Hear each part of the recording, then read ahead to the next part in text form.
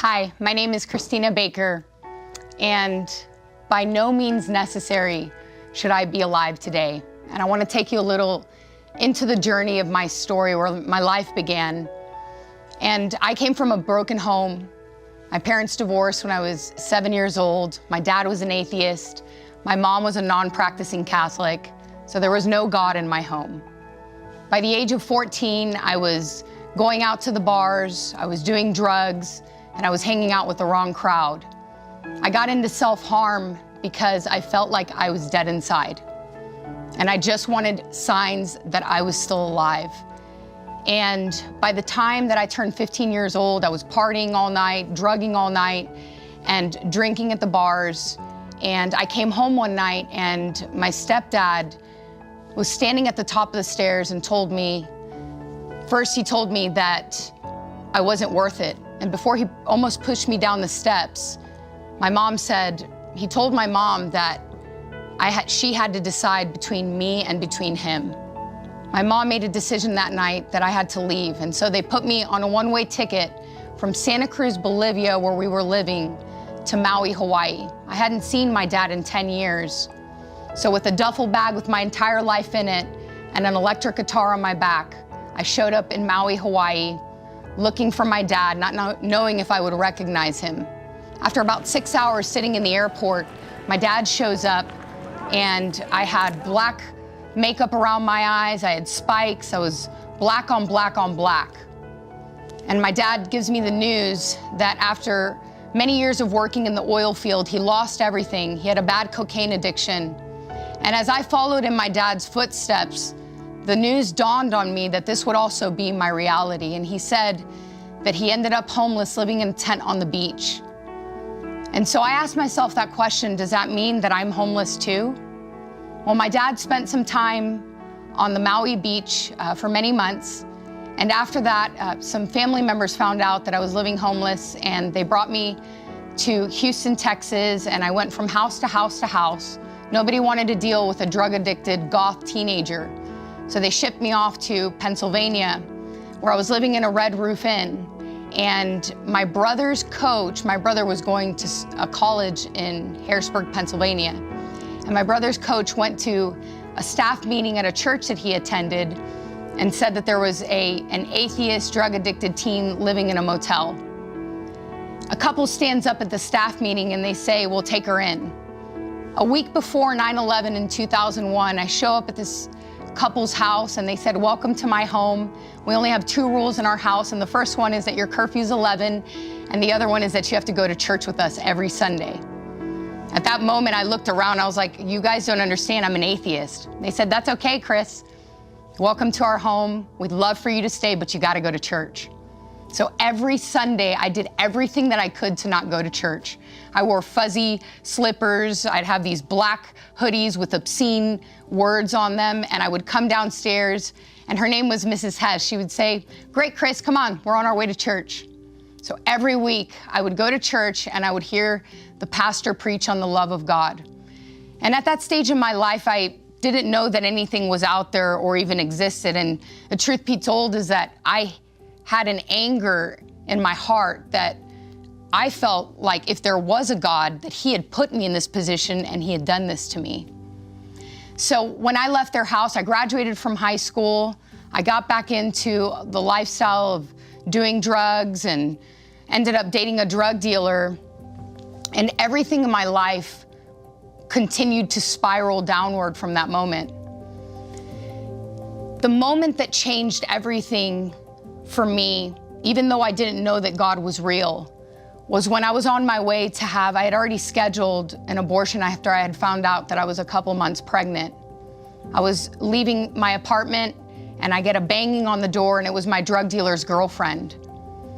She says that she needs to talk to me. She was huge pregnant, had 2 children in tow, and we go to the bathroom of my apartment and she pulls out a bag with a file in it. She had just printed off some papers, and I could see that it said the state of Texas versus this doctor. And the more that I read, I saw that a young girl, 15 years old, had died on the table having an abortion. And then I recognized the name of the doctor. It was actually the doctor that I was going to see to have an abortion. At that moment, this young woman grabs my shirt and she says to me, "Christina, I know that you don't believe in God, but my God will provide for this baby. I'm asking you not to kill this child." Well, at that stage in my life, I didn't even know that the child that was living inside of me was a child. I always thought that a baby that was inside of you was just a clump of cells and just an embryo. So who is an embryo to dictate my life? But at that moment, looking back on it now, it was God's intervention in my life. See, God doesn't need you to have it all together or even know Him for Him to be working in your life. And so that was when the grace of God met me in my darkest place. I collapsed on the floor, and she said that God would provide for the baby that was living inside of me. And she pleaded with me to not kill this baby. I ended up keeping that child, and I named him Evan. His name actually means God has given grace. God has shown favor. But I didn't find that out until many years later.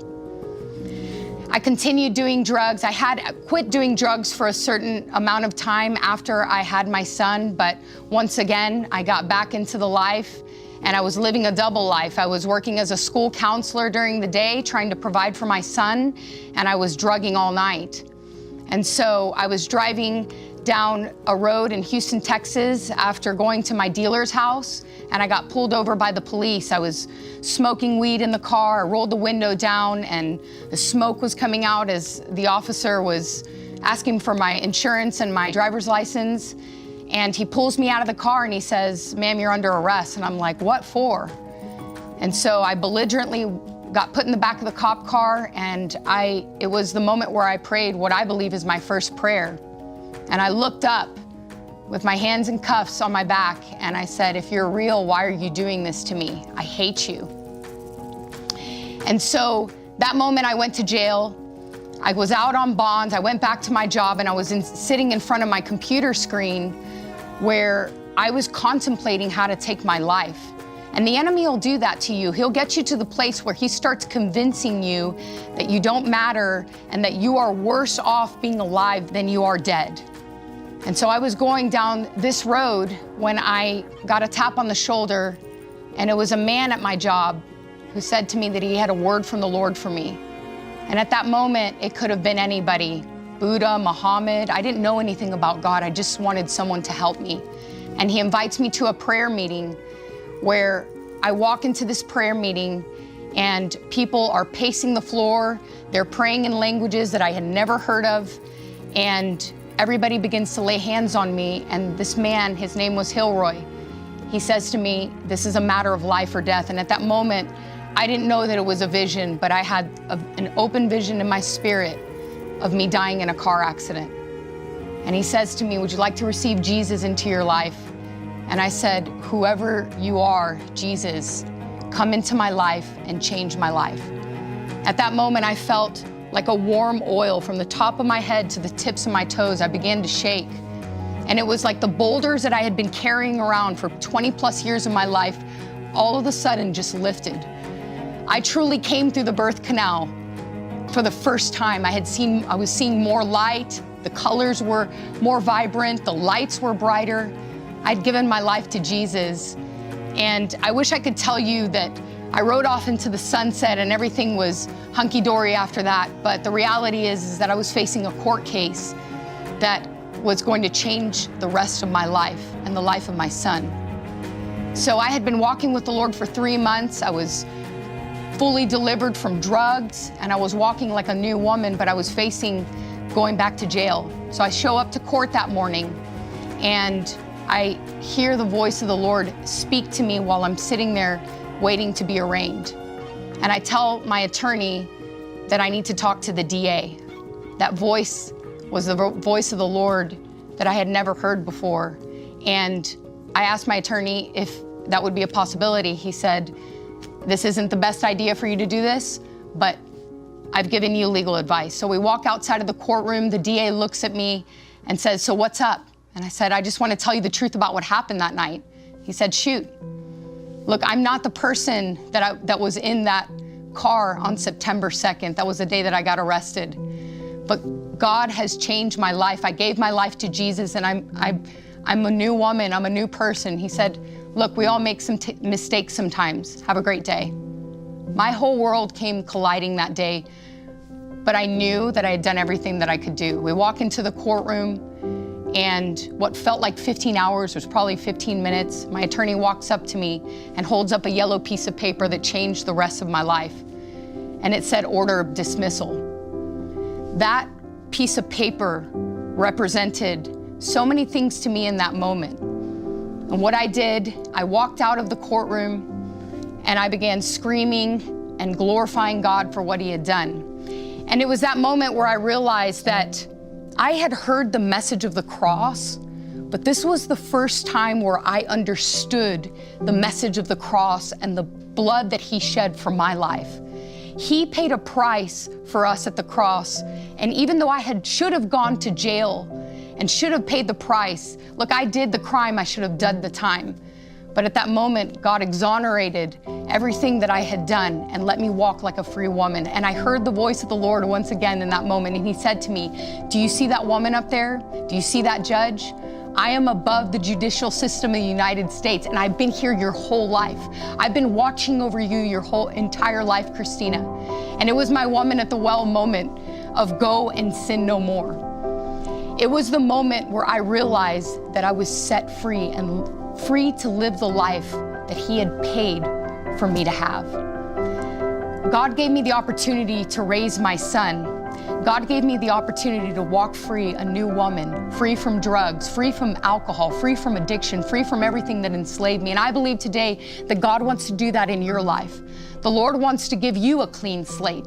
He wants to renew the vision that he put inside of your heart many years ago for you, your children, and your loved ones.